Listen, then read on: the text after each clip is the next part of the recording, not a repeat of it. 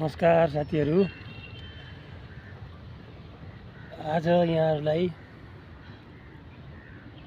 Video लाइभमा जोडिने क्रममा म आज साथीहरू एउटा उखुको डन्डा क्रेम क्रेम खाएर म हजुरको सामु भिडियो लाइभमा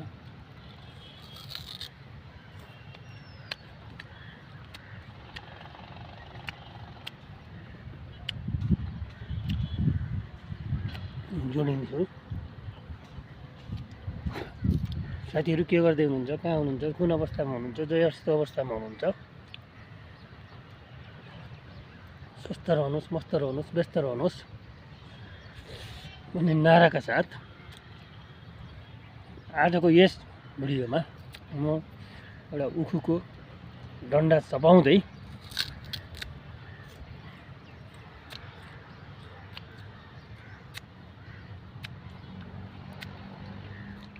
फेरि प्रत्यक्ष रूपमा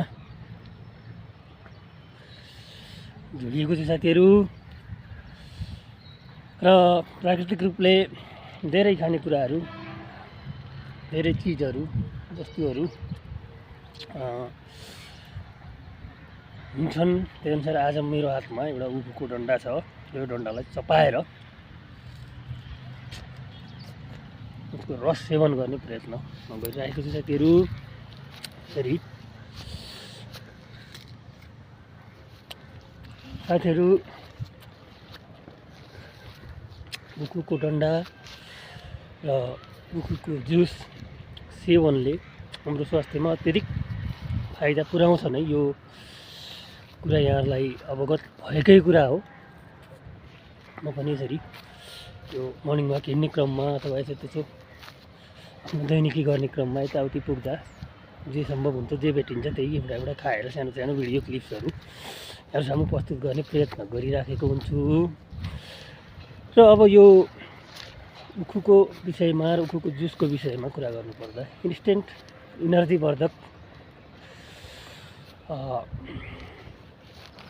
र क्यालोरी राम्रो भएको, क्याल्सियम, पोटासियम, आइरनको मात्रा प्रचुर भएको एउटा पेय जुसको रूपमा पनि उखुलाई लिने गरिन्छ। र यसरी प्रत्यक्ष रूपमा आफ्नै बारीमा फलेको अथवा यसरी उखुको डन्डा भेटियो, डन्डा नभए सम्भव भए जुस बनाएर खाँदा चाहिँ अत्यधिक रूपमा हाम्रो स्वास्थ्यलाई व्यक्तिगत हिसाबले एकदम फाइदा छँदैछन् साथीहरू। र यसरी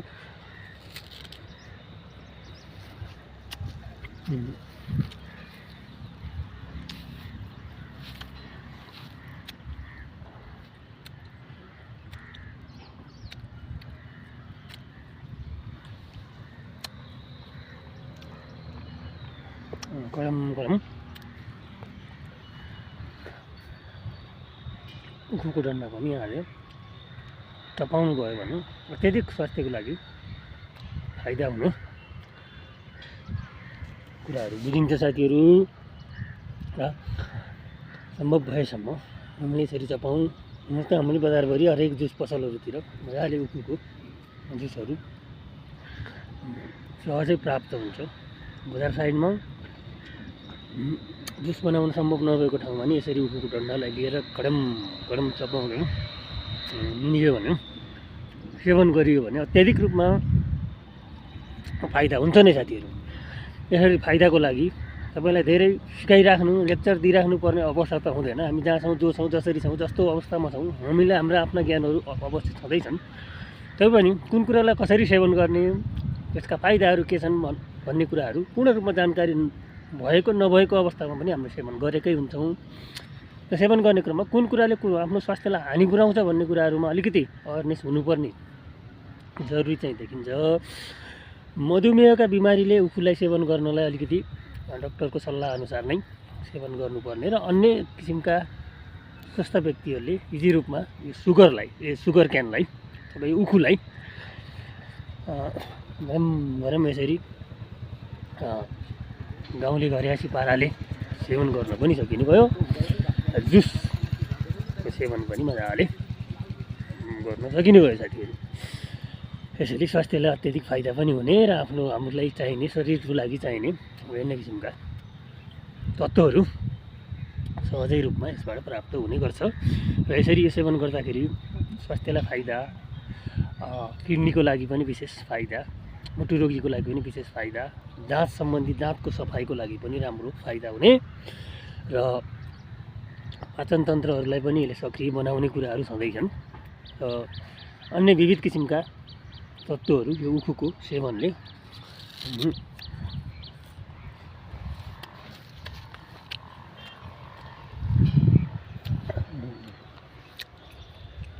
प्राप्त गर्न सकिन्छ साथीहरू।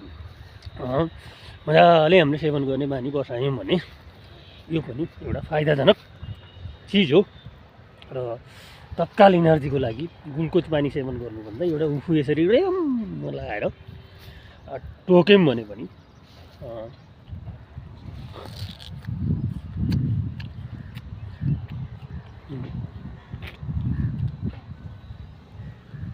बहुत फाइदा चाहिँ हुन्छ साथीहरू।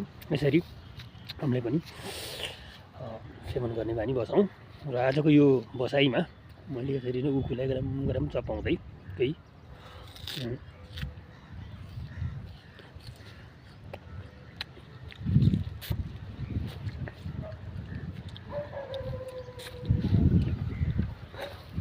सल्लाहहरू गरेँ। यसरी यो एउटा बोट हेर्नुहोस् त, उत्तिसको बोट छ साथीहरू मसँगै। उत्तिसको बोट मुनि यसरी बसेर म चाहिँ नि यो एउटा उखुलाई गरम गरम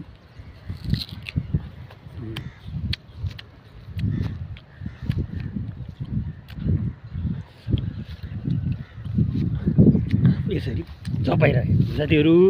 यहाँहरूले पनि सम्भव भएसम्म यसरी नै गरम गरम चपाउनुहोस्। दाँतको सफाइ पनि हुने, दाँतको मुखको एक्सर्साइज पनि हुने र स्वास्थ्यलाई फाइदा पनि हुने र सम्भवतः डक्टरी सिफारिस अनुसार तपाईँलाई कुन बिमार हुनुहुन्छ अथवा केही बिमार हुनुहुन्छ भने जुन खानेकुराहरू वर्जित गरिएको छ त्यसलाई तपाईँले एकदमै ध्यान पुऱ्याएर बार्नु नै पर्ने अवस्था हुन्छ।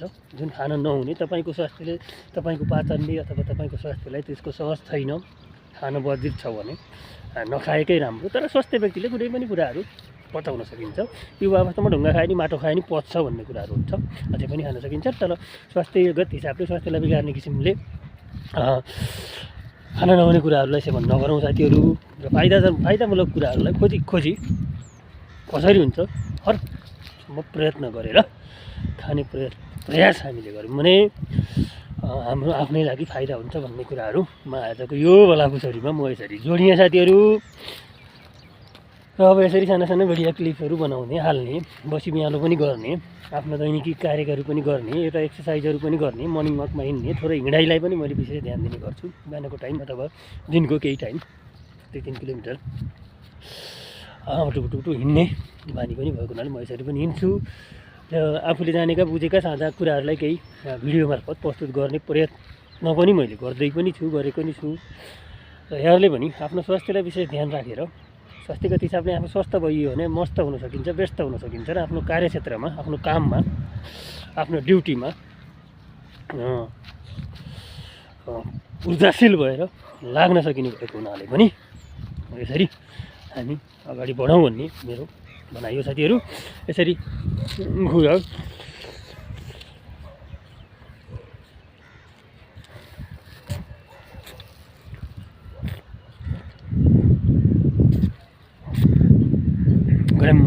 गरम चपाएर आफ्नै मुखले मजाले जुस बनाएर निलियो भने मजाको फाइदा, दिल खुस, दिमाग खुस, मन ठन्डा आनन्द हुने कुरा देखियो साथीहरू। र यसरी म आजको यो बसाइमा यस्तै गन्थन गर्दै उखु चपाउँदै यहाँलाई भिडियोमा केही कुराहरू भन्ने प्रयत्न गरेको छु। अब यसैमा हामीले जहाँबाट हेर्नुहुन्छ, फेसबुकमा हेर्नुहुन्छ, टिकटकमा हेर्नुहुन्छ, जुन कुनै ठाउँमा हेर्नुहुन्छ भने यो सानो प्रयासलाई लाइक कमेन्ट गर्ने, सकिन्छ सेयर गर्ने, फलो गर्ने काम पनि गऱ्यौँ भने हाम्रो कनेक्सन बढ्नेछ र तपाईँ हामी नजिकबाट भेटघाट हुनेछ, भिडियोमै भए पनि भेटघाट हुनेछ भन्दै विभिन्न खाद्य पदार्थले हामीलाई दिने फाइदा चाहिँ हामीले लिनै हाल्छौँ र बेफाइदाको लागि हामीले केही कुराहरू बुझेर त्यो चिजवस्तु त्यो खानेकुरा सेवन गर्दा हामीलाई बेफाइदा हुन्छ भने अहिले त सजिलो छ। यसो नेटतिर हेरौँ भने यसो खोजेर के छ यो खान मलाई आवश्यक, यो फाइदा छ कि छैन भन्ने कुराहरू बुझेर चट्ट सर फाइदा र बेफाइदाको विषयमा कुरा गरियो भने सर इन्टरनेटमा देखि पनि हालिन्छ। त्यसैले यी ठुला कुरा जटिल कुराहरू होइन नि, साधारण कुराहरू छन्। अहिले त हातमा सबैको मोबाइलहरू छन्, इन्टरनेटको पहुँचमा सबै छौँ। त्यसैले गर्दाखेरि आफूलाई फाइदा के बेफाइदा के सर हेर्ने बुझ्ने र त्यही अनुसारको कार्य प्रस्तुत गर्ने हामी गऱ्यौँ भने साथीहरू हाम्रा दैनिकीहरू सहज हुनेछन्, शुभ हुनेछ, राम्रो हुनेछ आफ्नै लागि। त्यसैले यही कुराहरू गर्दै अगाडि बढौँ भन्दै साथीहरू आजको यो 10-12 मिनटसम्मको यो रेकर्डिङ भिडियो भयो। यसलाई तपाईँहरूले अलिकति साथ दिएर हेरिदिनु हुनेछ, सेयर गरिदिनु हुनेछ, लाइक कमेन्ट फलो गर्नुहुनेछ भन्ने एकदम भित्रै मनसायसहित यो आजको यो उपसाईबाट म छुट्ने प्रयास गर्छु साथीहरू। यो उखु त अझै सिद्धिएकै छैन, टोक्दै पनि छु लास्टमा।